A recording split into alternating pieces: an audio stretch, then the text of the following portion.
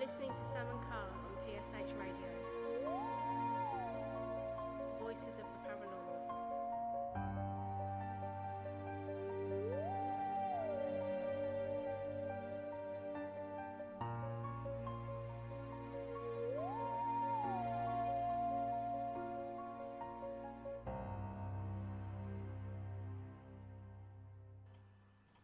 Good evening, everybody. Hopefully this is actually working this time.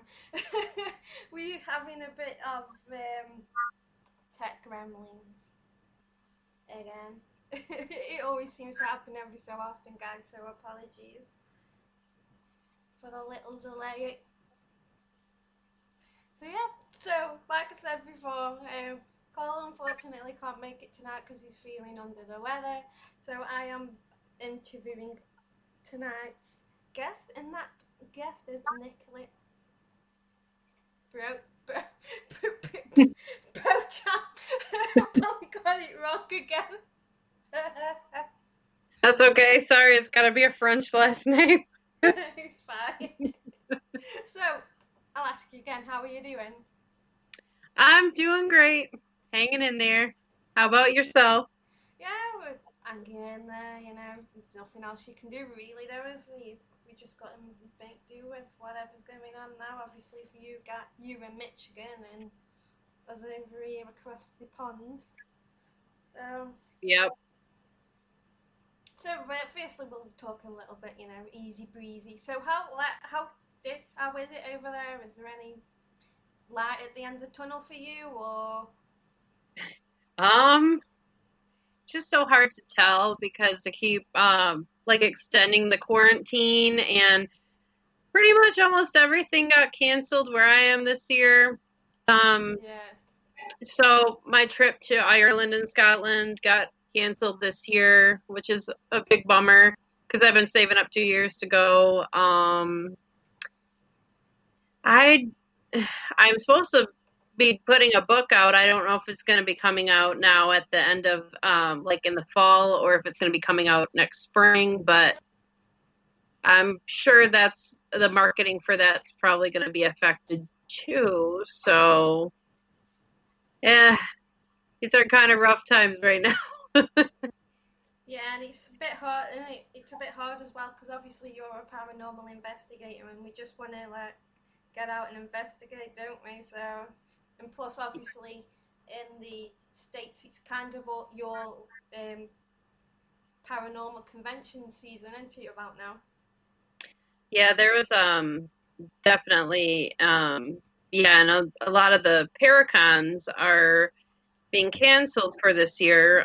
There's a few that haven't been canceled yet, so hopefully those will still be a go. But there was a place I've been trying to get into to investigate for like 10 years, and finally I knew the man that had taken over at this place and become the director, and I feel like I have like a good professional relationship with him, so he was going to let us come in and investigate, and needless to say, the stay-at-home order was issued, so we are not able now to investigate there, at least not in the foreseeable future. But I'm sure, once this whole thing blows over, maybe even next year, we'll be able to finally do that investigation. So I'll be excited.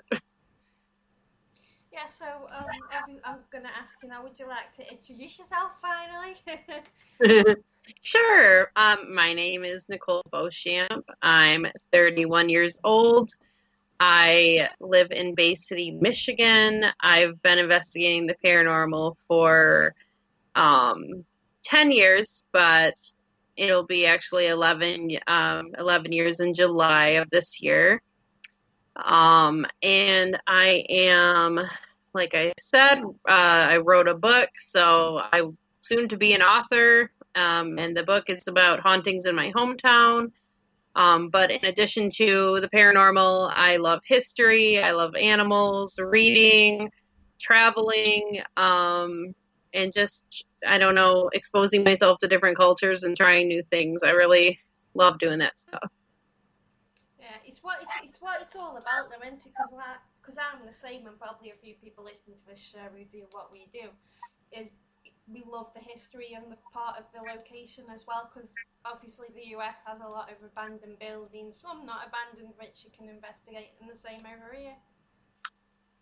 Well, right, exactly. There's a lot of like cool buildings here. Like I can't say that there's not, but part of my love of Europe and, you know, getting overseas is the fact that there's so many more like better buildings over there, and just the history dates back so much further, you know, to the beginning of civilization, that it's just like, it's like being like, when you get to travel and see these locations, it's almost like going to a whole different planet, because it's so much cooler than, you know, what you're used to. At least that's been my experience. And you know, I love the, you know, I'm just thankful for the opportunities that I've had, and I'm very much looking forward to, you know, traveling as much as I can in the future whenever I'm, you know,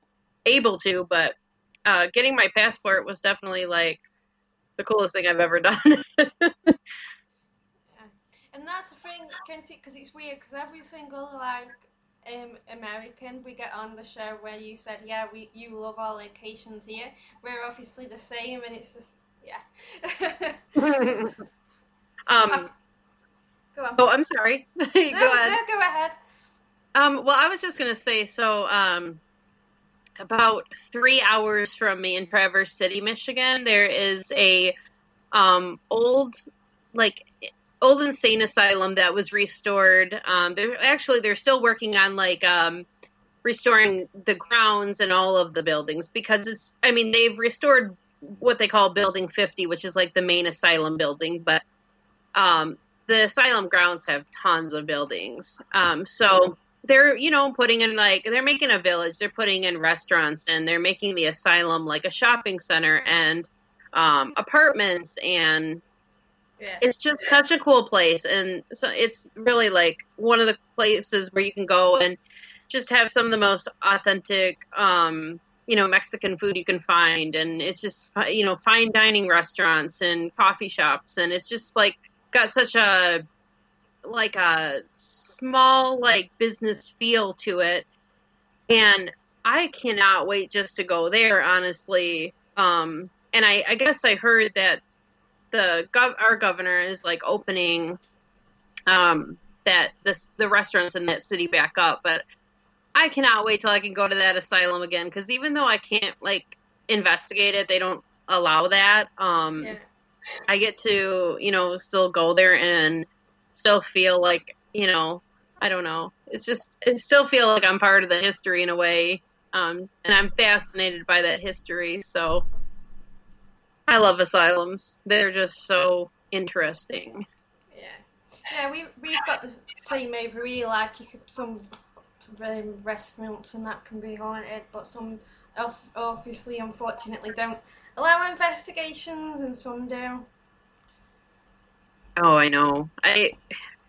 You know, a lot of people, and I've said this before in different lectures that I've done, but so many people just associate, I guess, you know, the term ghost, or the words ghost hunter, ghost hunting, with just such negative connotations, you know. And I think what, you know, our team's trying to do is, and myself especially, is try to get rid of that negative, the negative connotations and associations with the words ghost hunter, because it's just a term, just like paranormal investigator or spirit seeker or whatever else you want to call it. Yeah. And I don't think, like, just because somebody labels themselves as a paranormal investigator doesn't necessarily mean that they're better.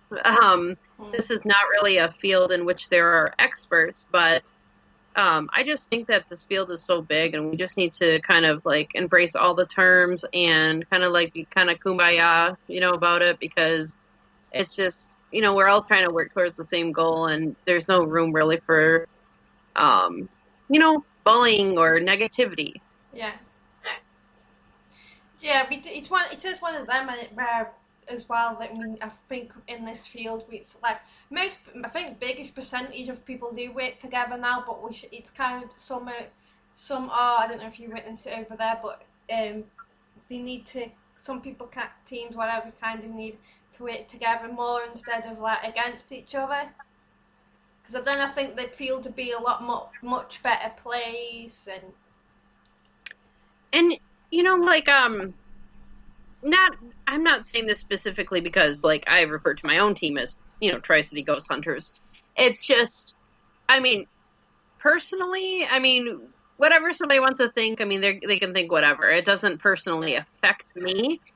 But when you have, for example, TV stars coming out into the public and saying like, oh, ghost hunters aren't legitimate, it's paranormal investigator. I mean, that just, it's such, you have like a platform in that capacity to bring people together, and when you are dividing people, that is very negative. And you know, I just, like I said before, it doesn't matter what you call it, as long as you're going about it respectfully. That's the most important thing. And I just feel like there's room for all different types of people in this field. I mean, nobody knows really for sure what happens when we die. I mean, some people might think they do, but it's just, you know, we're not really going to know until the day comes and we do die.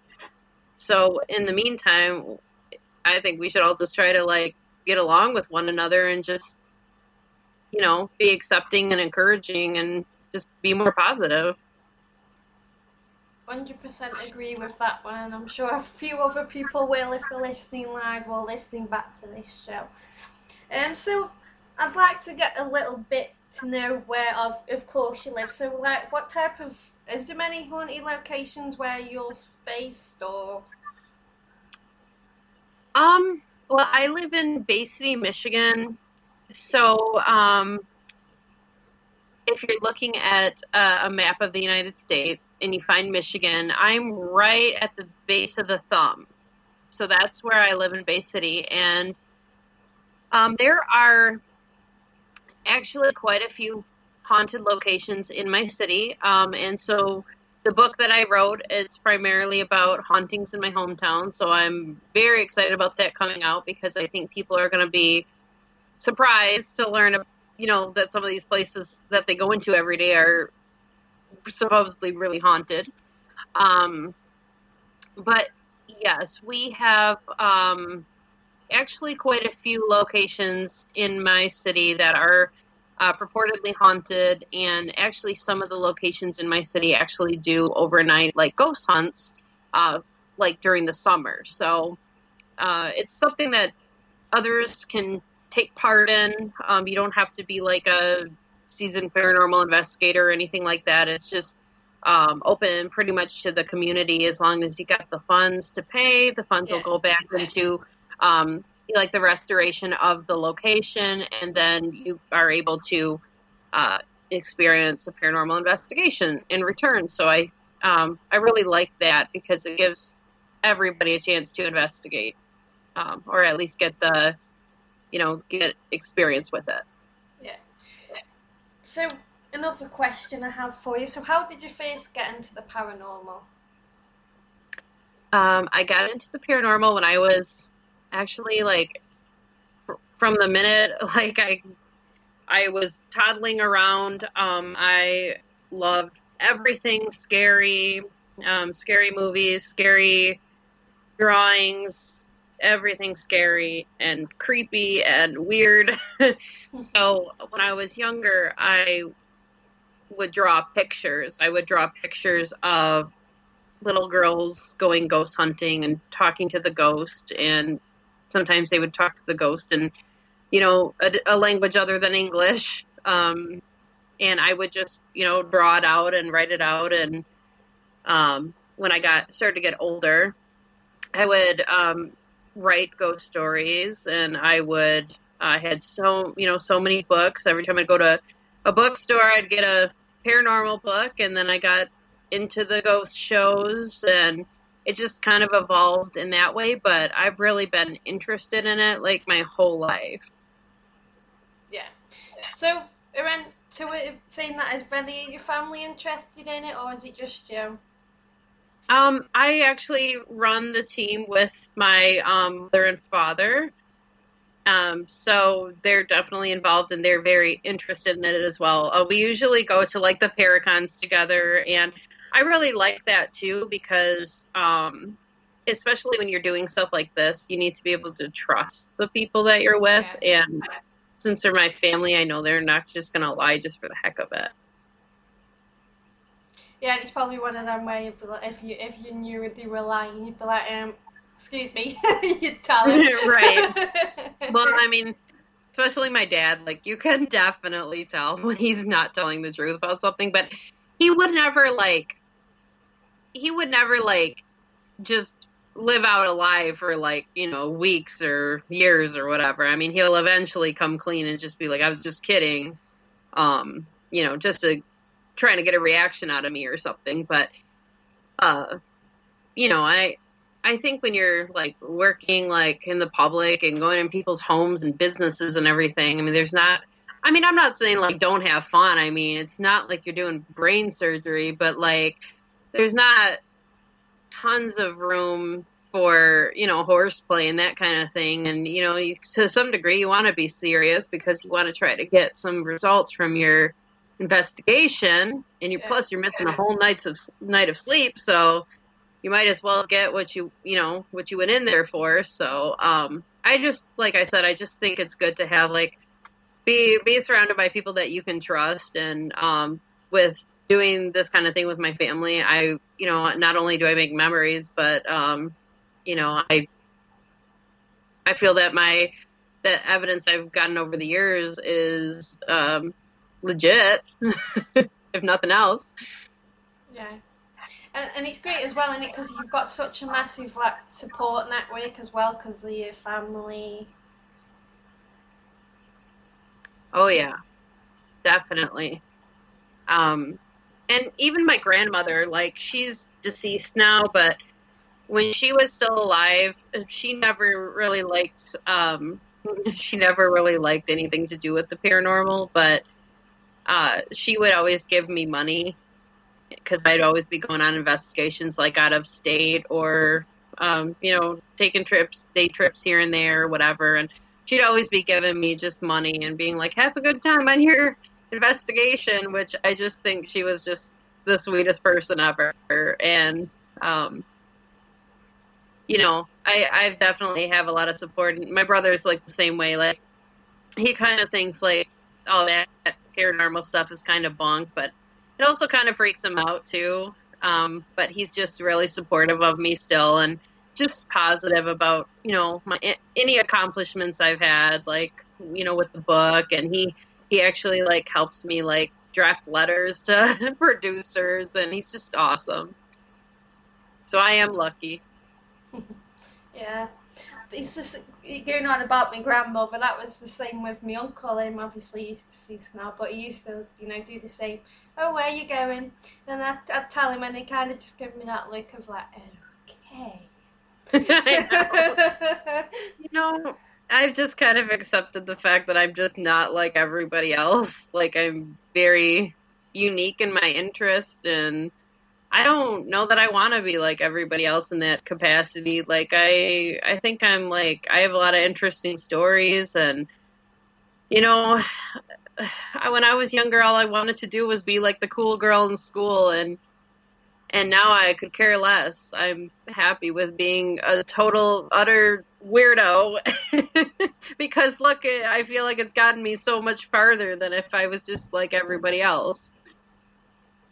Yeah, and I honestly think that sometimes normal's boring anyway, so it's good being the weirdo or the paranormal investigator, Yeah, like a lot of people say like, oh, you creep me out, but I mean like they think I'm like a good person or whatever. I just like scaring people, and I like creepy stuff. So like I got a painting of the nun hanging in my bedroom, and like it's right above like this salt lamp I have. So anytime I turn the salt lamp on, the nun lights up, and I mean, to me, it's fine. I'm used to that stuff. But to, you know, other people, friends and whatnot, when they've come over, it freaks them out being alone in the room and seeing that lit up, you know, in the darkness. But, I mean, I enjoy it, so Yeah. it's my place. Yeah. So does that said painting creep you out at night, or don't you really see it at night? Well, I am actually technically blind without my contacts in, but I'm not ever really freaked out by this stuff. Like, I absolutely love it. Like, I have creepy stuff all over my apartment. Like, I have like a skull with a nurse cap on it, like sitting by my TV, and I have, you know, like I said, the nun painting in my bedroom, and I have like a zombie nurse picture sitting on my dresser because I'm into the asylums and stuff. So I just love, you know, anything I can get my hands on that's like creepy. And I just have such an appreciation for like gothic, like photography and art. And actually I wanted to do like a cemetery shoot eventually. But I mean, probably not obviously this year, but that is something I've been wanting to do for a while now, just because I just think it's beautiful, and I don't think it's disrespectful at all. I think it's, you know, there's a lot of beauty in the dark side of things. Yeah. So carrying on with your little bit of your paranormal investigating a little bit. I know you said you like to investigate asylums, but is there any other locations you like to investigate? Yes. Pretty much. Well, okay, so there's a library here. It's called the Sage Public Library. And it's one of my favorite locations in the city just because it's very active and it's a beautiful building. So I love investigating there. And I would love to do it again someday. And I really enjoyed, I've investigated 3 ships so far. I'm just trying to think if there was any more, but I think the number of ships I've investigated to this date are 3. And I love investigating ships. I find them very interesting and fun to navigate at night. And so anytime I ever get the chance to investigate a ship, I'm totally down, because ever since I was younger, I think I was 9 years old when the movie Titanic came out, and I not only became obsessed with Titanic, I actually collect like artifact replicas and memorabilia, but I became obsessed with ships in the process too. So anytime I can ever go to a ship, it's a really good day for me. So going on to the library, so do you know the history behind the library then, with it being active? Has it always been a library, or? I actually wrote about it in my book.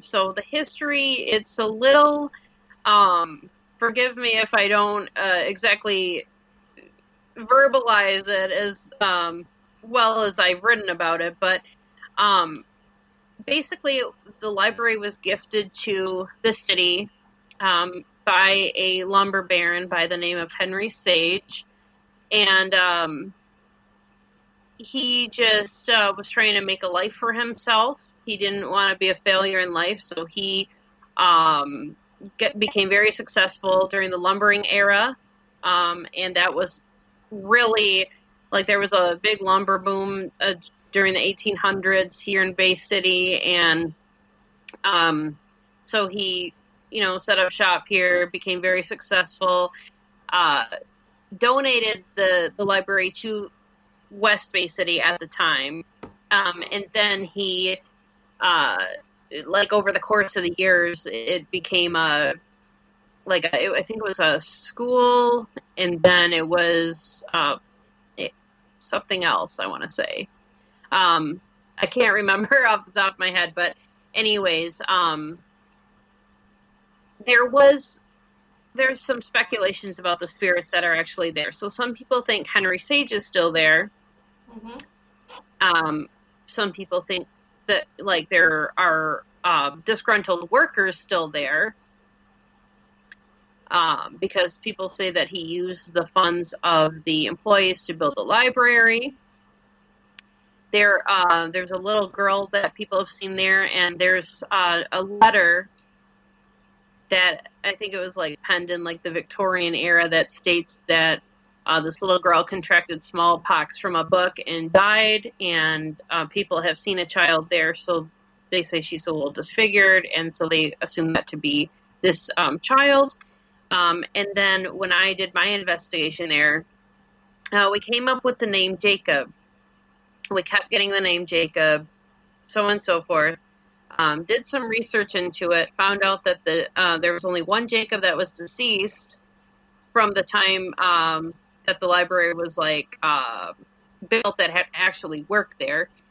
And upon doing more and more research, we've come to the conclusion that there was a Jacob that laid the carpeting at the Sage Library, and he was like a pioneer of the city. So I believe he is there, and I believe he is there because I don't think that he got the recognition that he thought he deserved. Mm-hmm. So that's why I think he remains there.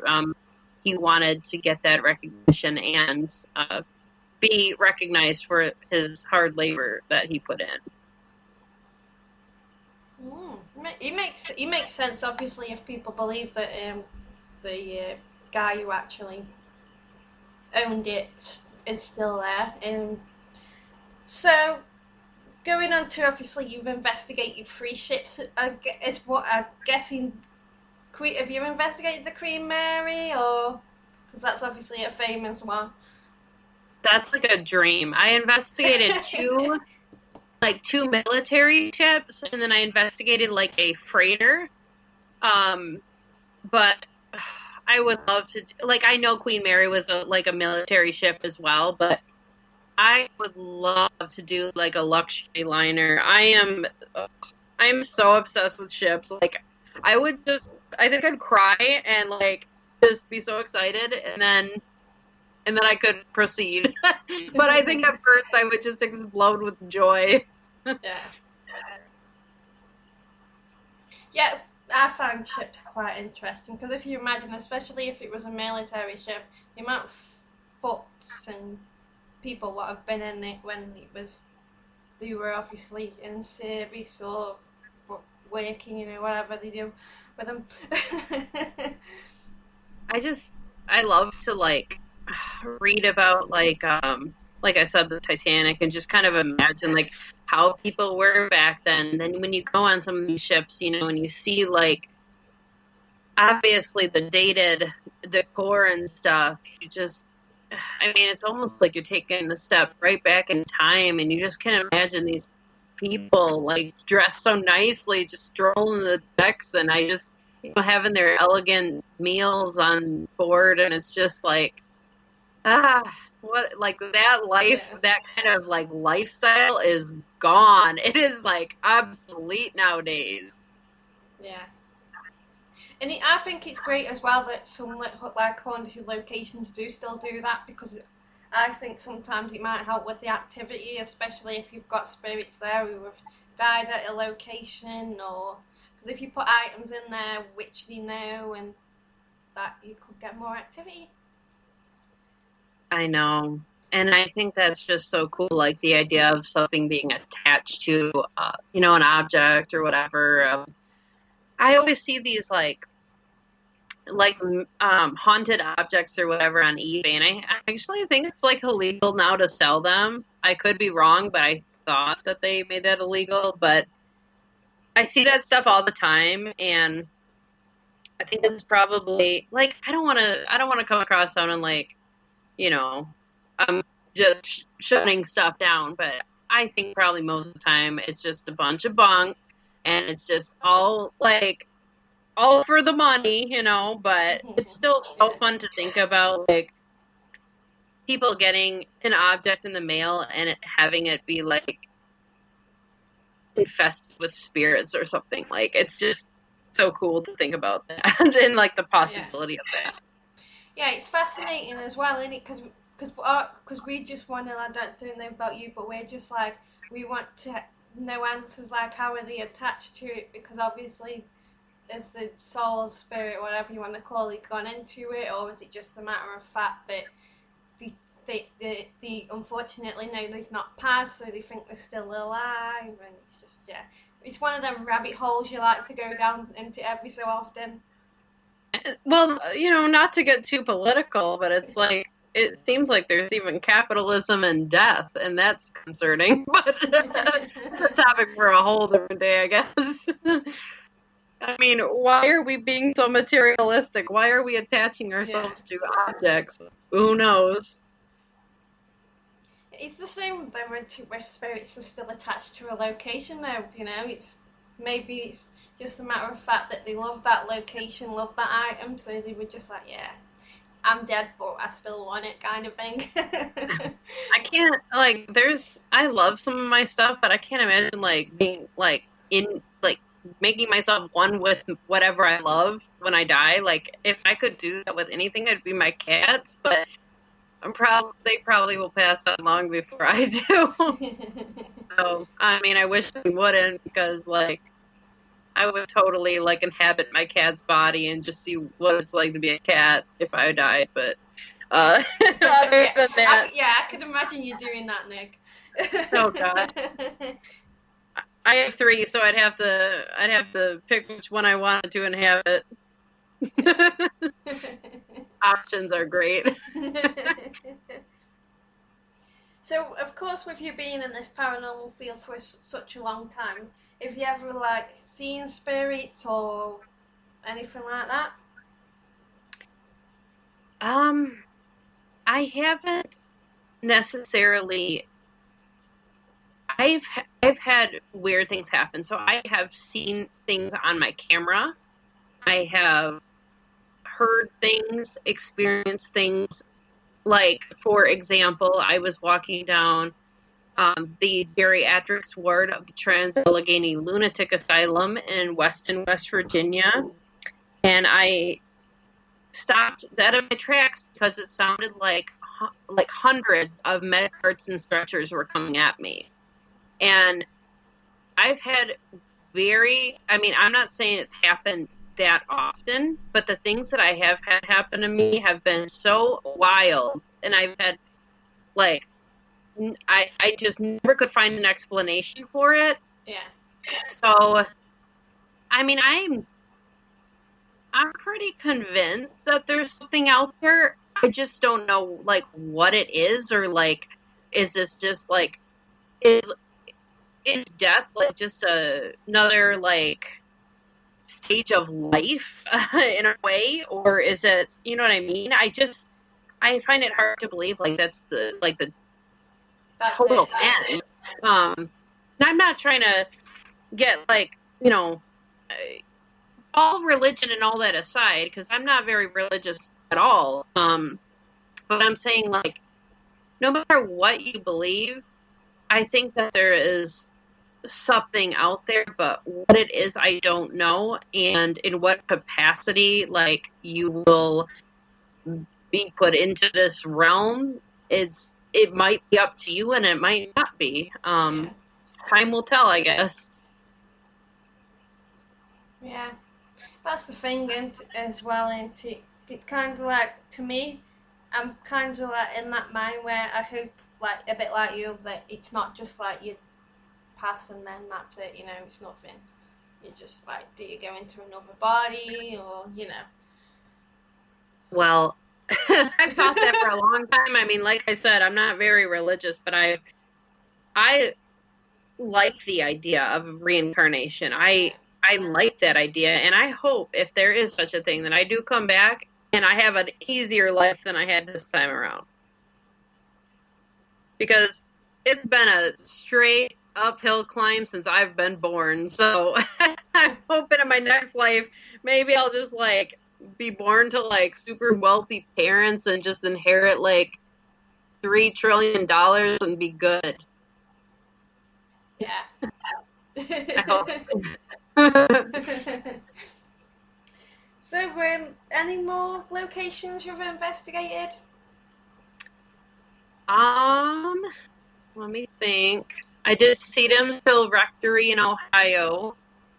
I think they charge now for it because it was on the show Ghost Adventures, which is, I think that's ridiculous. Like, if you're going to charge to have people investigate the locations, that's fine, as long as you're charging a reasonable amount of money for a reasonable time and you're using the money to put back into the location.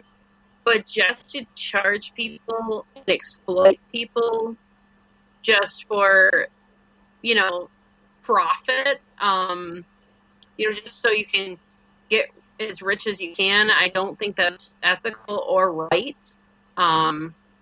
Obviously, there's nobody like supervising that, I guess, so people can really do whatever they want. But I did investigate there, and that was a cool location. And it's now an antique mall in Charlotte, Michigan. That was, it used to be a restaurant and bar, and that was really haunted. It sounded like there was a dinner party happening. I was in one of the back offices, and I heard in the dining room area. Keep in mind, there's 3 of us in there, and the building is locked down. All lights are off. It's in the middle of pretty much nowhere, Yeah. And we could hear just a whole group of people mingling and glasses clinking and silverware clanking and music, and then we went out there and there was nothing there. So that was a really awesome location, and I can't say too much, but it might be on the show Dead Files, but I can't say too much other than that because I don't want to get in trouble. Yeah. I think if you're one of these investigators who has been to loads of places that you've lost count, kind of thing. Or yeah, I've been to a lot of places like colleges, asylums, ships, libraries. Oh my gosh, just everywhere. Like I said, for the past almost 11 years, I've gone to so many different places, and I had to take a break from it for a while, here and there with school, because I've got a few degrees, and then I went back to trade school. So plus I was writing the book, so that was eating up a lot of my time. But I very much am looking forward to, especially when the book comes out, getting back into the investigation thing, because I do love doing it, and hopefully getting into some more cool locations.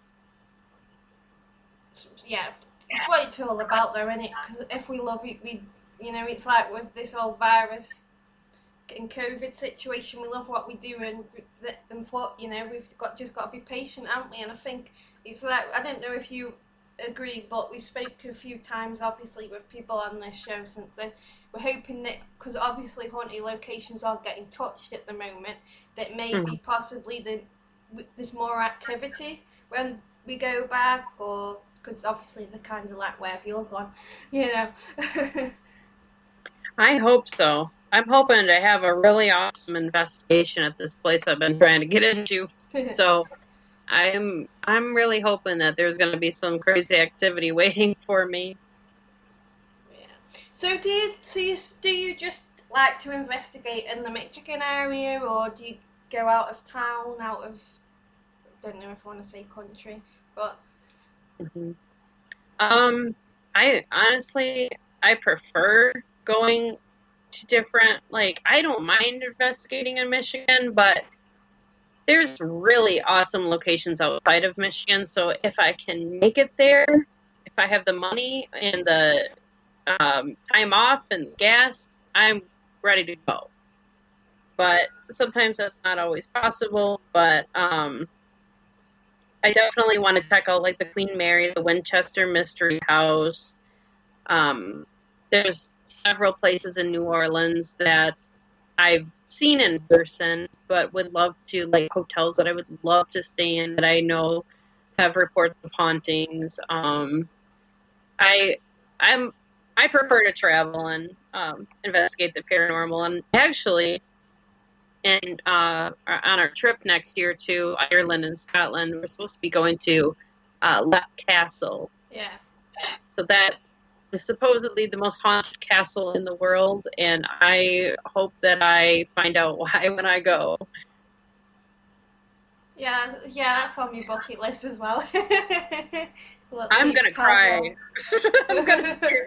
I'm gonna seriously cry when I go there, because I remember watching that on Ghost Hunters, and I would actually, this is so dorky, but I used to cry watching Ghost Hunters because I just really admired like the team, and they were doing like what I loved, and I just never thought I would ever meet them, and I wanted to meet Grant and Steve so bad, and Jason, and just all of them. And finally, like, not only did I get to meet them, but I've gone on like paranormal investigations with them. Yeah. I mean, it's just insane.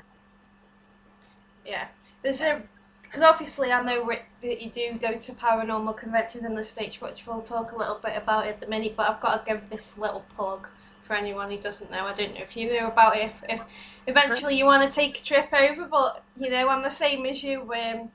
Thankfully, because I know people in the paranormal field and the paranormal conventions, I don't know if call it society or whatever, there's a convention over here what's popular called Sage Paracon. I don't know if you've heard about it, Nick, but same as you, like, I don't know, I've met, like, talking about conventions now, I've never thought in this field, I've met John Zaffis, Aaron Sagers, Bloody Mary.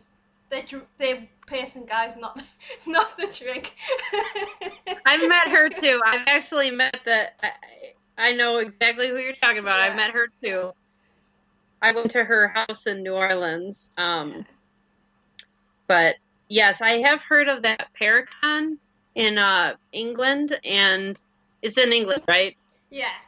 Yeah, and so my goal someday is to be a guest there, but I just haven't figured out yet how I'm going to do that. I mean, I got the one book coming out, but who knows, maybe it'll inspire like a whole new career path for me or something. Yeah, if not, come over as a public. That's what a lot of people do,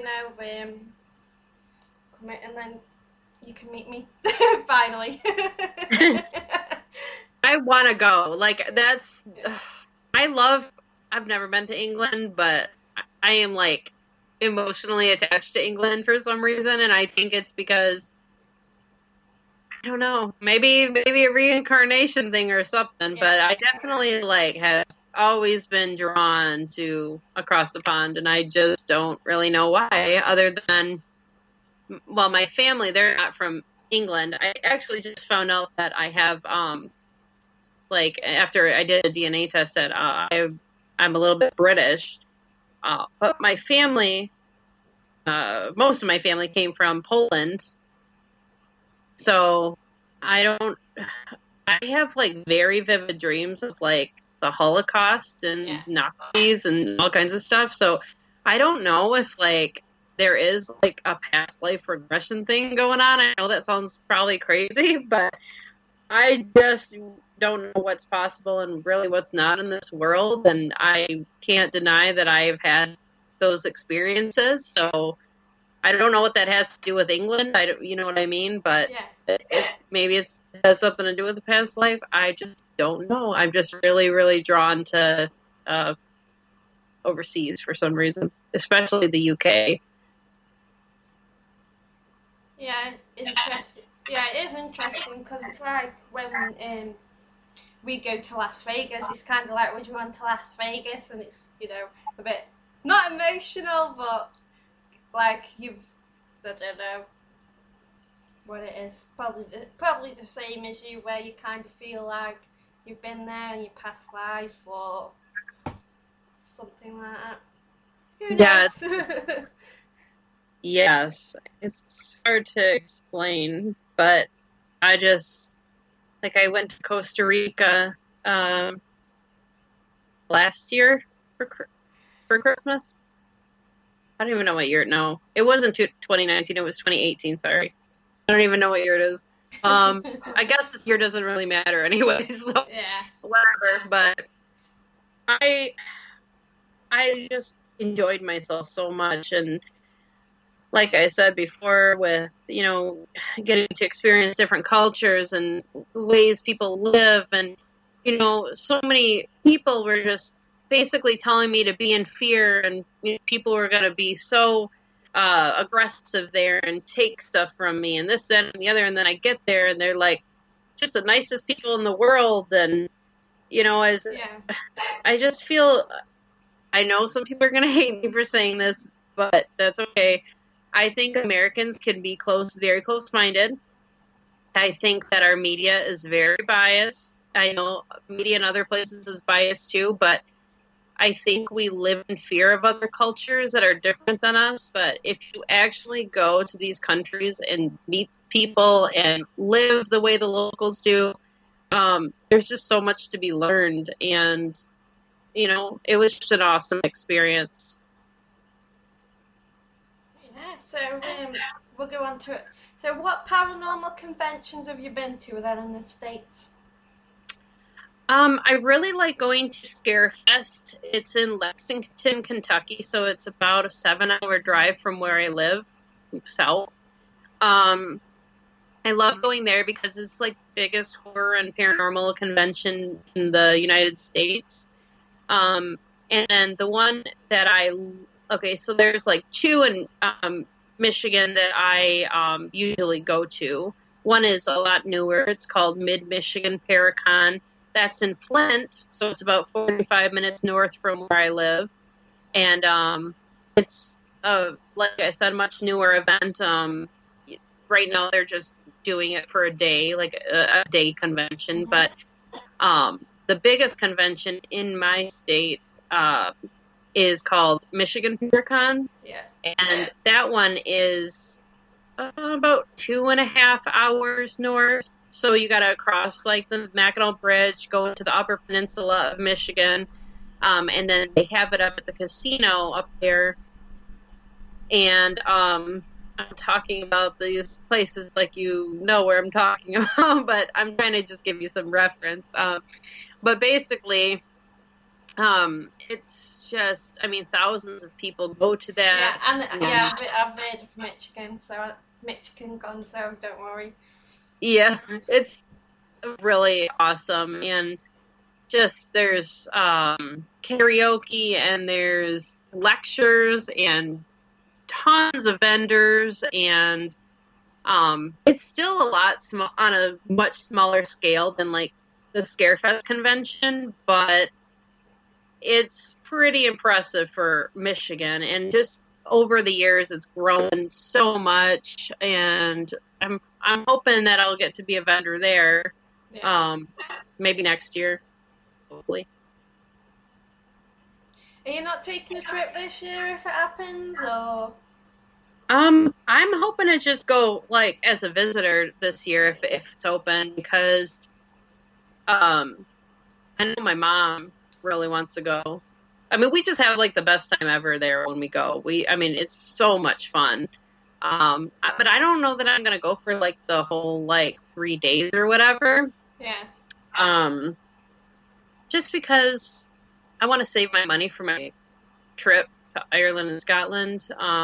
So I'm probably just gonna go for like a day or 2 days maybe at the most. And I just don't know if it's gonna be open. I'm hoping it will be though, but I don't want to like jinx anything. Yeah, I'm pretty sure I'll be hunted down and killed, but yeah, I know a few people here. Carl, obviously, who normally does the show, he's obviously hoping that it's on because he's going. Unfortunately, I can't make this show, but I'll get there one year at least. Yeah, it is kind of my happy place. Yeah.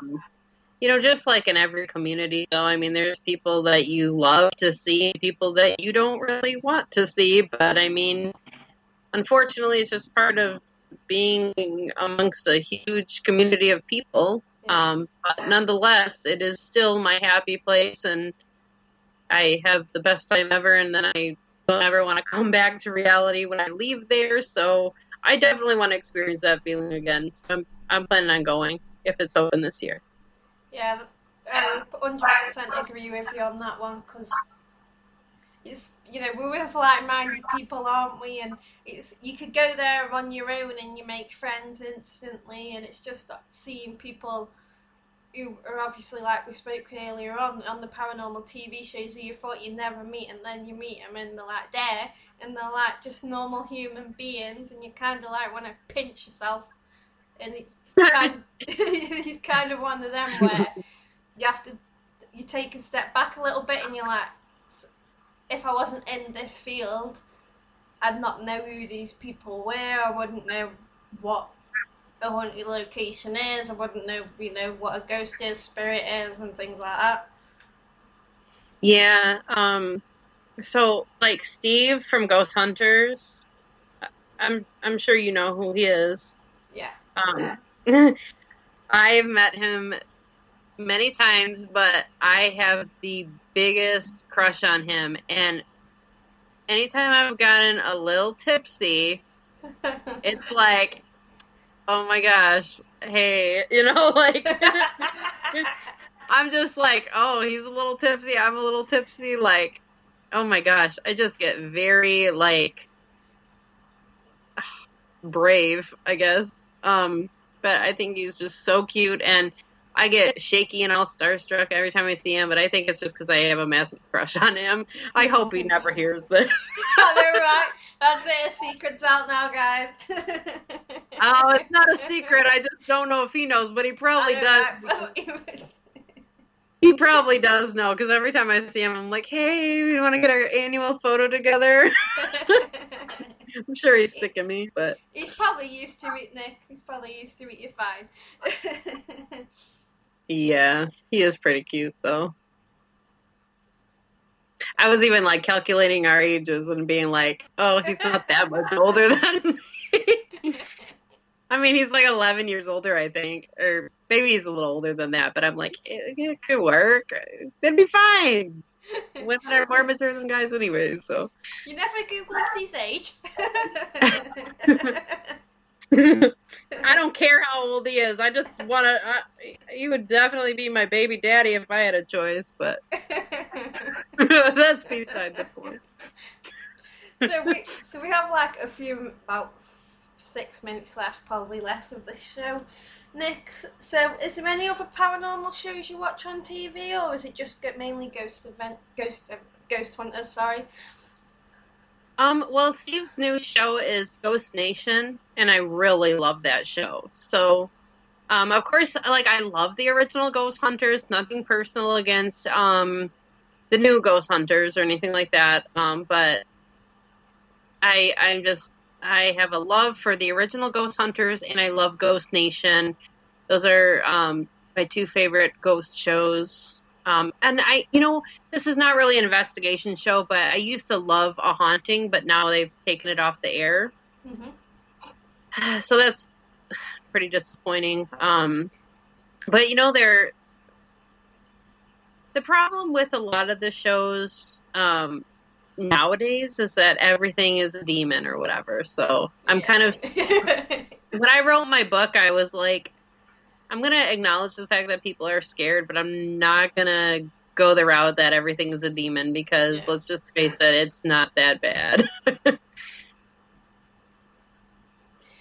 Yeah, I just think it's just, sometimes it's just what happens there, isn't it? It's like other paranormal teams going, paranormal investigators who aren't on TV thinking, there's demons and everything's demonic, and just because you've got scratched or, something growls at you, and... Yeah, it's just like I said, every show almost, with the exception of a few, that's how it is, and it's so overdone, and it's just getting so old, and I think, like, just acting like hauntings are just like people that haven't crossed over yet, I think that is really appealing. So I like stuff like that kind of normalizes it, I guess. Yeah, and I don't know if you believe in this, but I know a few of us do who are listening or whatever, listening back. But we think, like, obviously, let's get the whole demon. We just think, say, like, if somebody scratches you or somebody growls at you, you don't know if it's like a scratch could be their of communicating with you. And when they say it's demonic, because it's, I don't know. Yeah, no, it you're could right. be just kind of like we believe a lot in if they were nasty in life, they would they'd probably cross over or whatever happens to them, they'll still be the same. Exactly, and I think we read just too much into this stuff. Like, I mean, we don't, like I always say, like, we don't know for sure. So how can anybody be, I mean, unless crosses are turning upside down and there's black smoke coming out of, somebody's ears or something. I mean, you don't know for sure that it's demonic. I mean, we shouldn't be making blanket statements. I mean, yes, it's fun to do research and try to find out the truth, but we may never really know the full truth, and that's okay. Part of the fun is just trying to figure it out. Yeah, and I think it's kind of one of them. I know it's a sort of subject with some people what we're actually talking about, but it's one of them where I can understand why some TV shows do go down that, because I don't know if it's all of research or they just want to prove that there is that aspect of this field, like like there's normal hauntings, like there's poltergeist activity. I don't know. I know. Well, I think for some reason the demons stir up the ratings, so I guess that's probably why everyone's doing it. But I do think to some degree, like, people that are in the field are just kind of getting sick of that angle. So it's nice when you see these new documentaries and shows about the paranormal that are actually like filmed during broad daylight, and people talk about like who the ghost may be. Like, maybe it's like their old Uncle Bob that passed on, but now he comes to visit every day. Like, it just makes it more personal for people that maybe are trying to connect with like old passed on loved ones or something like that. Yeah, so we're coming to just like a few minutes, coming to the end well, I know we've gone a little bit over, obviously, because of the late start. So, do you have anything coming up? I know, obviously, due to this COVID thing, you might be not, but anything you can say or? Well, I would probably go like my page on Facebook. It's called author Nicole Nicole Beauchamp Beauchamp, because I will be having a book coming out, and you'll be able to find it in different websites all over the internet, probably in the United States and probably overseas. And then in addition to that, if you want to go ahead and like my paranormal page, it's Tri-City Ghost Hunter Society. And, if you have any questions pertaining to anything paranormal or just want to chat, you can always send me a message on there, and I look forward to hearing from you. And there we go, guys. Just a quick before we both say goodbye, thank you everybody for tuning in. It's been a pleasure doing this show as always. Thank you, Nicola, for finally us being able to chat in some way, because obviously, we've been waiting to speak for a while. Oh, yes. Thank you so much for having me. I really appreciate it. No problem. So it's a good night from Nicola.